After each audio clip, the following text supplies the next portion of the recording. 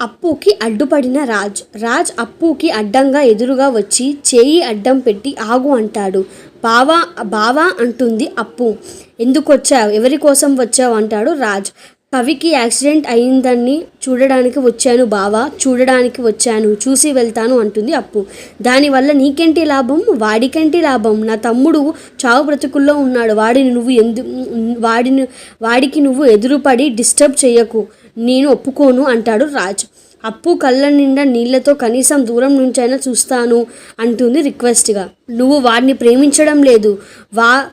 Brahmamudi serial July 31వ episode. Appu బాధగా గదిలో కూర్చొని ఉంటే బంటి పరుగున వచ్చి ఆయాస పడొద్దు అక్క, అక్క కళ్యాణ్కి యాక్సిడెంట్ అయ్యింది అంటాడు.